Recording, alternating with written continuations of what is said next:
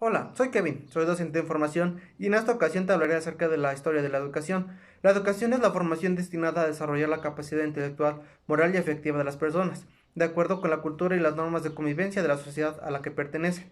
La verdadera educación significa más que la persecución de un determinado curso de estudio o la preparación para la vida actual.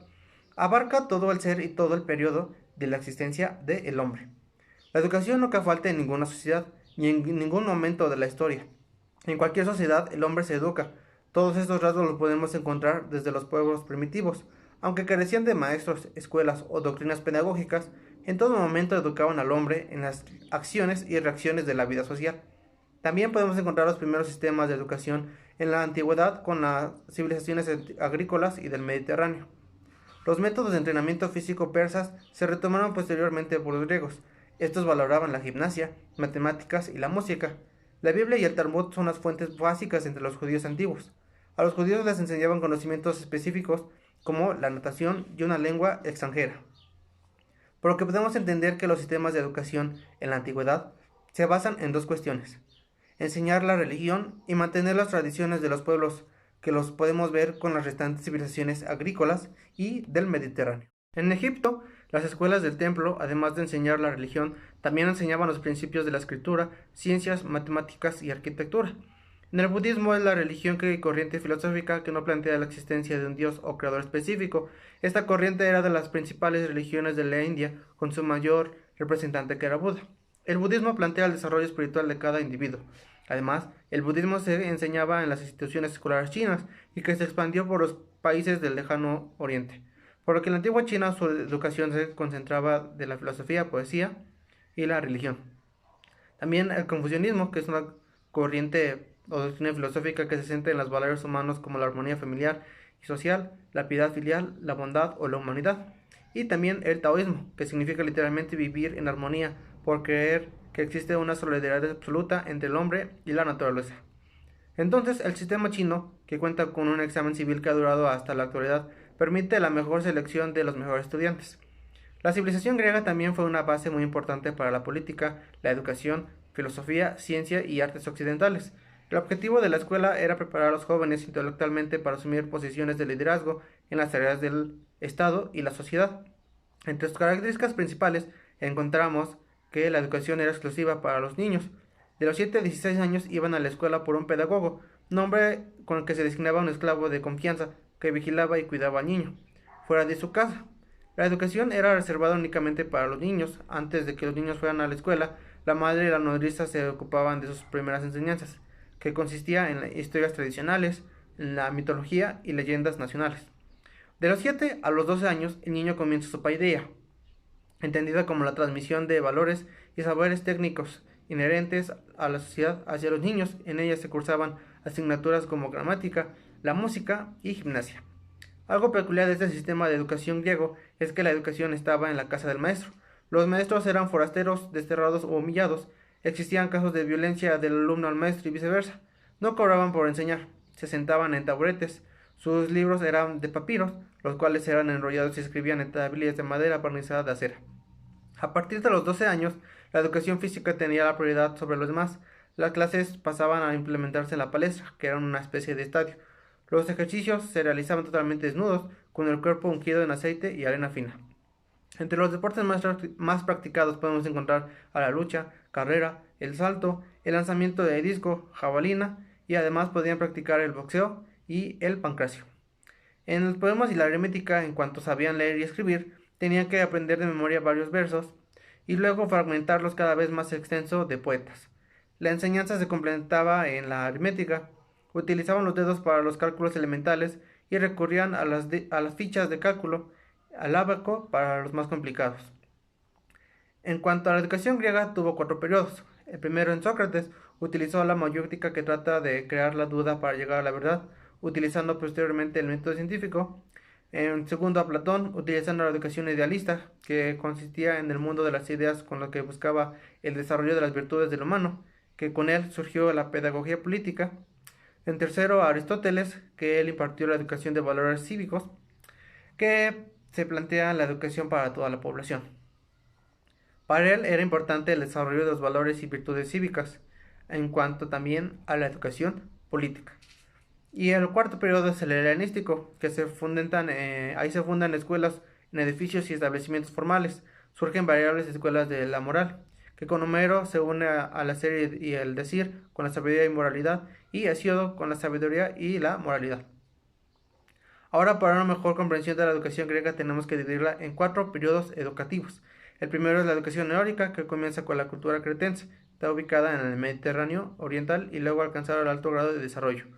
El segundo, la educación cívica. Aquí hubo un pequeño percance, ya que cuando Grecia se dividió en dos, la educación tomó dos distintos rumbos. El primero estaba en Esparta y Creta. En la legislación del sexto siglo se hablaba sobre los deberes de los padres, entre otras cosas, el enseñar y leer a nadar. También menciona el aprendizaje de un oficio para las clases bajas, y música, equitación, gimnasia, caza y filosofía para los adinerados. En Esparta priorizaba la educación militar y en Atenas basaba su educación en el aprendizaje filosófico e intelectual. El tercero es la educación humanística. Aquí aparece la paideia, que en ella se enseña a los jóvenes desde la niñez hasta la adolescencia. Después la palestra, caracterizada por la iniciación de los ejercicios gimnásticos y deportivos. La didascaleia, que enseñaba la escritura y lectura. El gimnasio, se proseguía la educación deportiva en la filológica.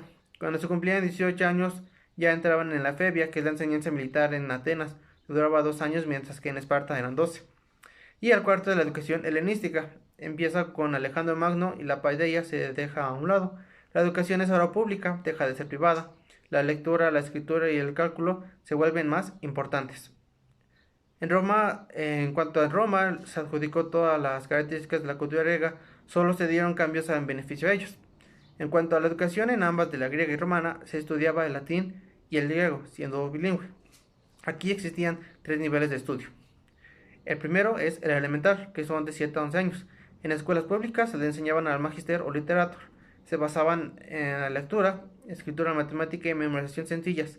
Se ubicaban en una azotea o tiendas. El segundo, que es el medio, el de 12 a 16 años, le enseñaban un grammaticus. Se basaba en las explicaciones de poetas griegos y romanos. Se encontraban en un tabernae que estaban abiertas al público.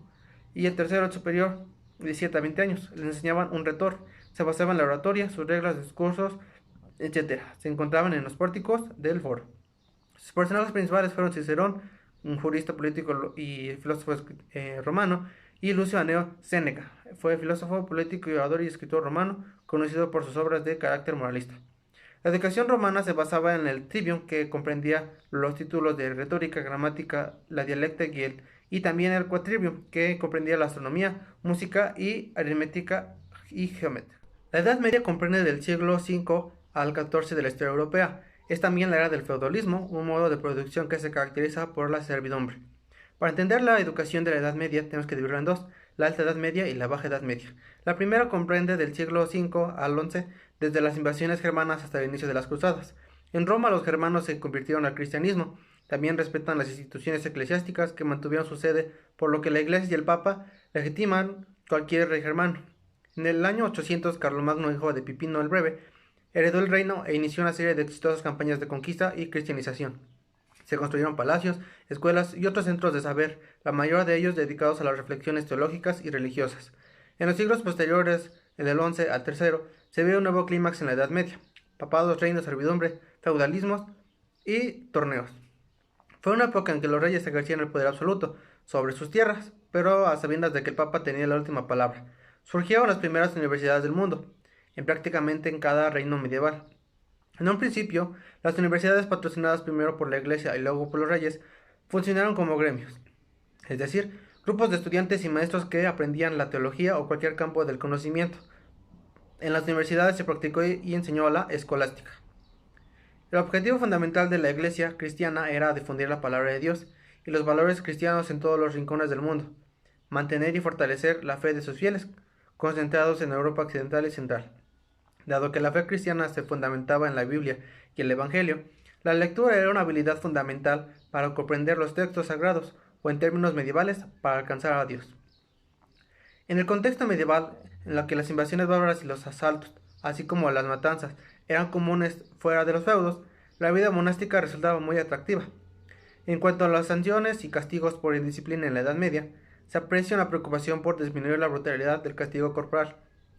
La educación medieval fue la consideración especial de la edad infantil. En la Edad Media se procuró por dividir la educación de acuerdo a las edades, para evitar la pervención de grupos infantiles.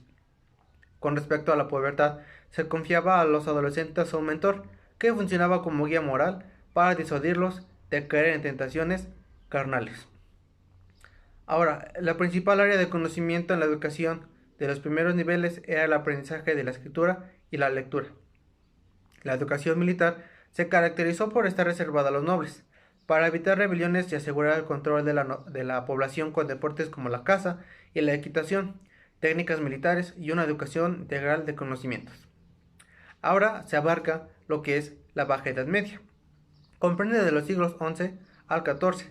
Este es un periodo de decadencia, pues el feudalismo entra en decadencia con el surgimiento del comercio y las ciudades. A pesar de que militarmente las cruzadas fueron un fracaso, esta experiencia les permitió a los medievos entrar en contacto con el Oriente y el mundo, conociendo así especies, el algodón y una gran variedad de artículos a los que se negarían a renunciar su llegada a Europa. En la educación europea padeció nuevos hostigamientos por parte de invasiones bárbaras, esta vez por vikingos o normandos procedentes de Escandinavia, húngaros y eslavos por el este y árabes por el sur. La complicada situación social desestabilizó las escuelas monásticas. Una vez restablecida la normalidad social en el siglo XII, se normalizó la educación en los monasterios, aunque en la Edad Media surgieron una serie de cambios en la educación. La importancia de los maestros libres, la creación de las universidades, la escolástica y la educación caballeresca. Los maestros dependían de las cooperaciones de los escolares, es decir, no recibían un sueldo, aunque los maestros recibían una ayuda económica por parte de los alumnos, aunque esta era voluntad. Las universidades, además de no depender de la Iglesia, incorporaron la enseñanza de nuevas disciplinas de alto nivel, como la medicina, jurisprudencia y la escritura de cartas y documentos oficiales. La escolástica, que es un movimiento filosófico, procuró recuperar los textos clásicos como guía de la comprensión de los textos sagrados y la verdad religiosa. Se cultivó en las universidades a partir del siglo XI hasta el siglo XV. La educación militar incorporó los elementos de la educación caballeresca. Como norma, a los 15 años, el niño se convertía en paje o escudero de algún experto o caballero, al que se llega como su propio maestro. A los 20, terminada su educación, era proclamado caballero, o en una ceremonia solemne, en la que recibía las armas que iba a usar en el transcurso de su futura milicia.